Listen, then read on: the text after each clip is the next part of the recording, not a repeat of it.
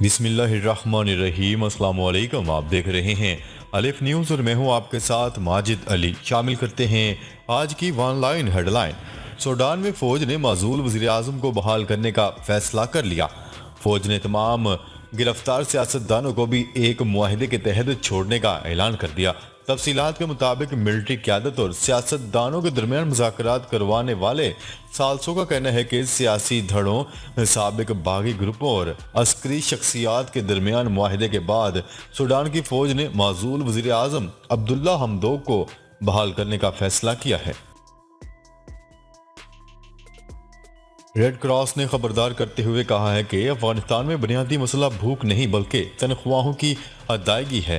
Geneva میں قائم red cross کی کمیٹی ICRC کے صدر کا کہنا ہے کہ افغانستان میں ڈاکٹروں، نرسوں اور دیگر عملے کو تنخواہیں منتقل کرنے کا کوئی نظام نہیں۔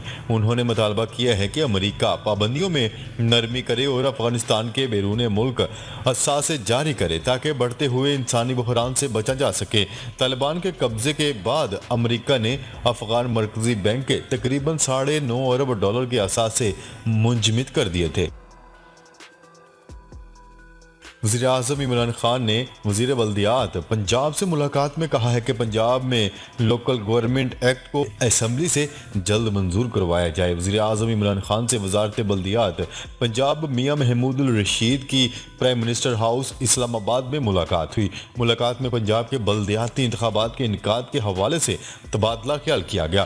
وزیر اعظم نے محمود الرشید کو پنجاب میں بلدیاتی انتخابات کے جلد انعقاد کا ٹاسک دے دیا۔ پنجاب میں بلدیاتی انتخابات کے جلد انعقاد کے لیے قانونی کارروائی مکمل کرنے کی بھی ہدایت کر دی۔ انڈونیشیا کے جزیرے جاوا میں ایک موبائل لائبریری منفرد پروگرام چلا رہی ہے۔ پروگرام کے تحت بچے پلاسٹک کے کوڑے کے بدلے لائبریری سے کتابیں حاصل کر سکتے ہیں۔ جاوا میں ایک لائبریرین بچوں کو پلاسٹک کے کوڑے کے بدلے میں کتابیں مہیا کرتی ہے۔ اس سے وہ دو طرح سے معاشرے پر اثر انداز ہو رہی ہے۔ ایک تو پلاسٹک کا کوڑا جمع کر کے ماحول کو صاف کیا جا رہا ہے اور دوسرا پروگرام بچوں میں کتب بینی کے شوق کو بڑھانے کا سبب بن رہا ہے۔ طالبان کی افغان حکومت نے سرکاری ملازمین کو خوشخبری سنا دی۔ غیر ملکی خبرسا ایجنسی کی رپورٹ کے مطابق امارات اسلامی افغانستان نے سرکاری ملازمین کی تنخواہیں اور واجبات ادا کرنے کا اعلان کرتے ہوئے کہا ہے کہ سرکاری ملازمین کی گزشتہ 3 ماہ کی تنخواہیں جلد ادا کر دی جائے گی۔ اعلان کے بعد سرکاری اداروں کے ہزاروں ملازمین میں خوشی کی لہر دوڑ گئی۔ اعلان کے مطابق سرکاری اداروں کے ملازمین کو تنخواہوں کی ادائیگی کا سلسلہ مرحلہ وار شروع کیا جائے گا۔ افغانستان سے چین برآمد ہونے والے 26 ٹن چلغوزے چند منٹوں میں آن لائن فروخت ہو گئے۔ افغانستان اور چین کے درمیان چلغوزوں کی تجارت جاری اور کئی فلائٹس سینکڑوں ٹن چلغوزہ چینی مارکیٹوں تک پہنچا چکی ہے۔ چینی مارکیٹ میں افغانستان سے برآمد شدہ چلغوزوں کی طلب بڑھتی ہی جا رہی ہے۔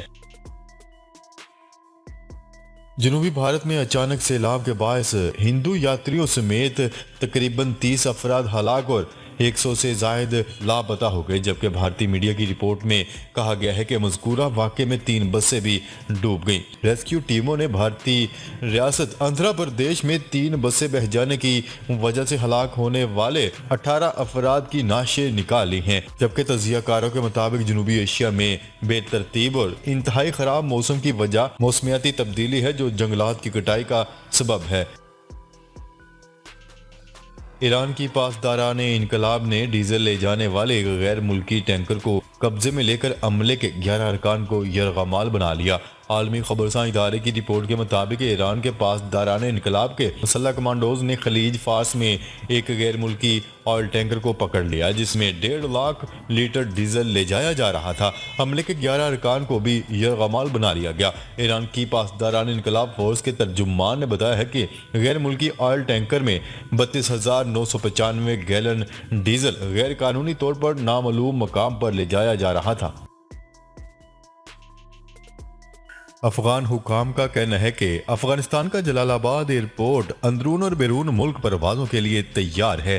بہت جلد ایئرپورٹ پر پروازوں کا سلسلہ شروع ہو جائے گا۔ نگران ڈائریکٹر ایئرپورٹ اسپینغر شہزاد کا کہنا ہے کہ جلال آباد ایئرپورٹ پر تمام تکنیکی اسٹاف موجود ہے۔ ایئرپورٹ مکمل فعال ہے، بہت جلد پروازیں بھی شروع کر دی جائیں گی۔ جلال آباد ایئرپورٹ سے ننگرہار سے چین براہ راست پروازیں شروع کی جائیں گی۔ مستقبل قریب میں ایران سے انسانی امداد لے کر آنے والا طیارہ بھی جلال آباد ایئرپورٹ پر آئے گا۔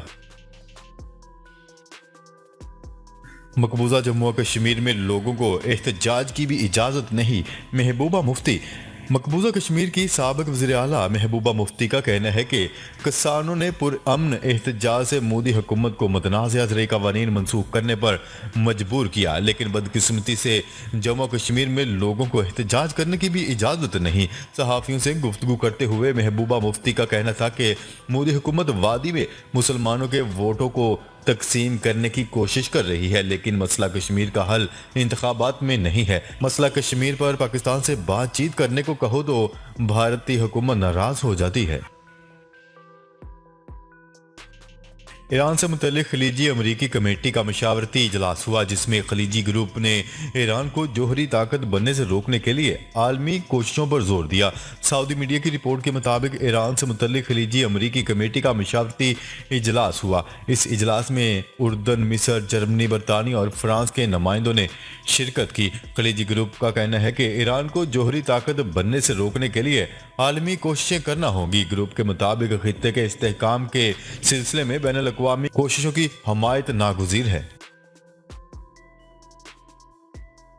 سعودی اتحادی فورسز نے یمن میں حوثی باغیوں کے خلاف بڑی کارروائی میں حوثیوں کے فوجی ٹھکانوں کو نشانہ بنایا۔ میڈیا رپورٹس کے مطابق سعودی اتحادی فورسز کا کہنا تھا کہ یمن کے شہر سنا، صدا اور مہرب میں حوثیوں کے 13 فوجی ٹھکانوں کے خلاف کارروائی کی گئی۔ رپورٹ کے مطابق کارروائی میں حوثیوں کے اسلحہ ڈپو، فضائی دفاعی نظام اور ڈرون مواصلاتی نظام کو نشانہ بنایا گیا۔ سٹیزن پورٹل پر 254 افسران کی جعلسازی کا انکشاف ہوا۔ وزیر اعظم عمران خان نے سٹیزن پورٹل پر عوامی مسائل کے حل میں سرکاری افسران کی جعلسازی کے انکشاف پر کہا ہے کہ عوامی مسائل کے حل میں کوتاہی بالکل برداشت نہیں کی جائے گی۔ عوامی مسائل کے حل سے متعلق غلط بیانی کرنے والے افسران کے خلاف فوری کارروائی عمل میں لائی جائے گی۔ سٹیزن پورٹل پر عوامی شکایات کو خود مانیٹر کرتا ہوں۔ شہریوں کی شکایات کے حل پر غلط بیانی کرنے والے افسران سے رعایت نہیں کی جائے گی۔ نیدرلینڈ میں کرونا پابندیوں کے خلاف پرتشدد مظاہرے۔ نیدرلینڈ میں کرونا وائرس کے دوبارہ پھیلاؤ کے پیش نظر حکومت نے پابندیاں عائد کر دی، جن کے خلاف لوگ سڑکوں پر نکل آئے۔ احتجاج پرتشدد رنگ اختیار کر گیا، جس کے بعد مظاہرین نے پولیس پر پتھراؤ کیا اور پولیس کی کاروں کو نظر آتش بھی کر دیا۔ بین الاقوامی میڈیا کی رپورٹس کے مطابق روٹرڈیم میں ہونے والے مظاہروں کے دوران پولیس نے وارننگ شاٹس داغے اور واٹر کینن کا بھی استعمال کیا۔ پولیس کا کہنا تھا کہ پرتشدد مظاہروں کے دوران گولیاں چلنے سے کچھ لوگ زخمی ہوئے ہیں۔ بجلی سے چلنے والا پہلا خودکار بحری جہاز متعارف۔ ناروے میں بجلی سے چلنے والا دنیا کا پہلا کارگو بحری جہاز متعارف کروا دیا گیا۔ یہ چھوٹا لیکن انتہائی حوصلہ افزا قدم ہے، جو ماحولیاتی آلودگی کو کم کرنے میں اہم ثابت ہو سکتا ہے۔ جیسے جیسے دنیا ترقی کر رہی ہے، سائنسدانوں کی جانب سے نت نئی اشیاء متعارف کروائی جا رہی ہیں، جو انسانی امور کی انجام دہی میں جہاں آسانی پیدا کر رہی ہے، وہیں ماحولیاتی آلودگی اور موسمیاتی تبدیلی کا بھی بڑا سبب بن رہی ہے۔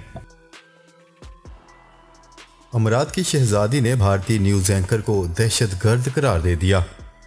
متحدہ عرب امارات کی شہزادی نے بھارتی چینل زی نیوز کے اینکر سدھیر چودھری کو دہشت گرد قرار دیتے ہوئے تقریب کی انتظامیہ پر برس پڑی۔ عالمی خبرساں ادارے کی رپورٹ کے مطابق متحدہ عرب امارات کی شہزادی ہند بنت فیصل القاسمی نے زی نیوز کے اینکر اور چیف ایڈیٹر سدھیر چودھری کو دبئی میں ایک تقریب میں مدعو کرنے پر انتظامیہ کو تنقید کا نشانہ بناتے ہوئے کہا ہے کہ ایک دہشت گرد کو کیوں بلایا گیا ہے۔